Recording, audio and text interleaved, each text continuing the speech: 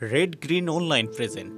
যখন জুম্মার নামাজে মাঝে মধ্যে যেতাম, মসজিদের ইমাম সাহেব যখন দোয়া করতেন, একটা দোয়া শুনতাম যে ইয়া আল্লাহ আমাদেরকে সবাইকে তুমি এক এবং নেক বানাও।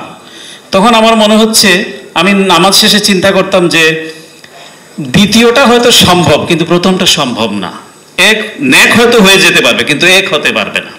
এই যে ঐক্য, কিন্তু যখন দেখলাম যে বাংলাদেশের মানুষের উপরে, বাংলাদেশের সরকারের উপরে এবং অধিকার প্রতিষ্ঠার বিষয়ে পার্শ্ববর্তী একটি রাষ্ট্র থেকে যেভাবে ক্যাম্পেইন করা হলো, যেভাবে বাংলাদেশকে বিকৃতভাবে চিত্রিত করা হলো, তখন পুরো জাতি আবার দ্বিতীয়বারের মতো ঐক্যবদ্ধ হলো। প্রথমবার হলো 5ই আগস্ট, দ্বিতীয়বার হলো পুরো জাতি আজকে ঐক্যবদ্ধ। আমি মনে করি এটা, এই যে প্রথম শব্দটা ঐক্য, বাংলাদেশের মানুষের মধ্যে, রাজনৈতিক দলসমূহের মধ্যে, সৃষ্টিশীল মানুষের মধ্যে একটি ইস্পাত কঠিন ঐক্য গড়ে উঠেছে। কিন্তু যেটি হচ্ছে এবং চলছে সেটা হলো ঐক্য বিনষ্টের চেষ্টা চলছে। আমরা গণতন্ত্রের কথা বলি, কিন্তু আমি নিজে গণতান্ত্রিক হতে চাই না। যেমন কথায় কথায় বলি, আরে ভাই আপনি কি আমার চেয়ে বেশি বুঝেন নাকি? তার মানে আমি বেশি বুঝি, আমি কিন্তু গণতান্ত্রিক না। আরে ভাই আগে আমারটা শোনেন। এই যে অগণতান্ত্রিক, এবং আমরা এই যে সাম্য, মর্যাদা এসবের কথা বলি, কিন্তু আমি একটু উপরে থাকতে চাই, একটু প্রিভিলেজ থাকতে চাই। ছোট্ট ছোট্ট বিষয়, আপনি এলিভেটরের জন্য দাঁড়িয়েছেন লিফটের মধ্যে, কিন্তু আমি চাইবো আমি আগে উঠে যাব, আমি একটু পোশাক আশাকে ভালো, আমি একটু বড় পদ। আর কিছু মানুষ আছে খুব ভক্তি করছে আমাকে, এত ভক্তি, এত নমনীয়। এই যে বৈষম্য, আপনি একটু কোনো কাজে সরকারি অফিসে যাবেন, ওসি সাহেব বসে থাকবে, কতক্ষণে আপনি তাকে স্যার বলবেন।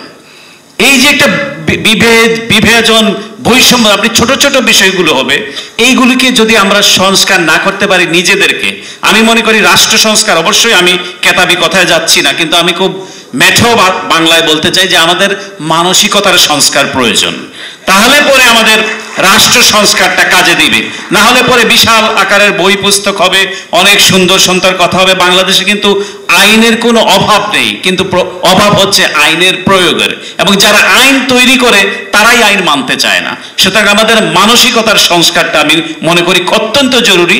এবং যে জিনিসটা চলছে, যে হিংসা, যে আমি বেশি করেছি, আমার অবস্থানটা বেশি, এই বিষয়টাতে খুব পরিত্যাগ করতে হবে। কারণ আমরা যদি মনে করি এই রাষ্ট্র আমাদের স্বাধীনতা, আমাদের অধিকার, এটি কেউ কোনো সোনার থালায় উপঢৌকন হিসেবে দেয়নি, এটি অর্জন করতে হয়েছে আমাদের বিপ্লবের মধ্য দিয়ে। সুতরাং এই রাষ্ট্রটিকে আমাদেরকে টিকিয়ে রাখতে হবে।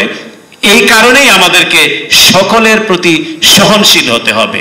আমরা পরমতকে মোটেই মানতে চাই না। আমরা মুখে বলি হ্যাঁ আমরা সমালোচনায় বিশ্বাস করি, মুক্ত মত, কিন্তু আপনি দেখুন না, আমার সমালোচনা করে যে আমি আপনাকে ঘায়েল করার জন্য হেন কোনো চেষ্টা নাই, আমি সেটা করব। চরিত্র হনন থেকে শুরু করে, চাই সে সরকারে, চাই সে বিরোধী দলে। কিন্তু এটি কেন হবে? যেমন আমি মুশফিকুল ফজল আনসারী, আমি মনে করি সব মানুষ আমাকে ভালো বলতে হবে কেন? কিছু লোক আমাকে ভালো বলবে, কিছু লোক খারাপ হবে। যেমন আমি এটা মজার ছলে পড়ে, বিএনপির এক শীর্ষ নেতা ছিলেন তরিকুল ইসলাম, আল্লাহ আল্লাহকে বেশ নসিব করুক, এক লোক এসে বলছে বস আমি কিন্তু আপনার খুব ভক্ত। তরি বলতে যাবে না, আমি কি সাবানা না ববিতা, আমার আবার ভক্ত কিসের? তো বিষয়টা হলো এই যে আমরা সবার কাছে ভালো থাকতে চাই, সবার কাছে প্রিয় থাকতে চাই, আবার একটু হিপোক্রেসিও করতে চাই। তো এই জিনিসটা বাংলাদেশে চলে না, আজকের বাংলাদেশে, আজকের বাস্তবতায়। যাই হোক, যেটি হচ্ছে সংস্কারের কথা বললাম। তৃতীয় যেটি হচ্ছে নির্বাচন।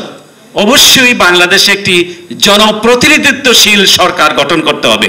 যে আকাঙ্ক্ষা মানুষ ধারণ করেছে, যে আকাঙ্ক্ষাকে লোড করে নিয়েছে বিগত ফ্যাসিস্ট সরকার, সেই আকাঙ্ক্ষার বাস্তবায়ন বাংলাদেশে হতে হবে। বাংলাদেশ মানুষ যাতে তার প্রতিনিধি, তার পবিত্র আমানত দিয়ে নির্বাচন করতে পারে, সেটি কিন্তু মানুষের সবচেয়ে বড় আকাঙ্ক্ষা, এবং সেই আকাঙ্ক্ষার বাস্তবায়ন বাংলাদেশে হতেই হবে, এটির কোনো বিকল্প নাই। কিন্তু ইলেকশন পর্যন্ত যাওয়া পর্যন্ত যে প্রথা এবং প্রতিষ্ঠানগুলো ধুমড়ে মুছে একাকার করে দিয়েছে, সেগুলো আমাদেরকে অবশ্যই ঠিক করতে হবে। তারপরে আমাদের নির্বাচনের দিকে যে বাংলাদেশে একটি নির্বাচিত সরকার প্রতিষ্ঠিত হতে হবে, মানুষের আকাঙ্ক্ষার বাস্তবায়ন এভাবেই হবে। নিশ্চয়ই আমাদের বক্তারা তাদের বক্তব্যে এগুলি তুলে ধরবেন। এই বিশেষ প্রতিবেদনটি যদি আপনাদের ভালো লেগে থাকে অথবা উপকৃত হন, তাহলে অবশ্যই এই চ্যানেলটি সাবস্ক্রাইব করুন এবং লাইক, কমেন্ট ও শেয়ার করে রেড গ্রিন অনলাইনের সাথেই থাকুন। Thanks to everyone. Red green online.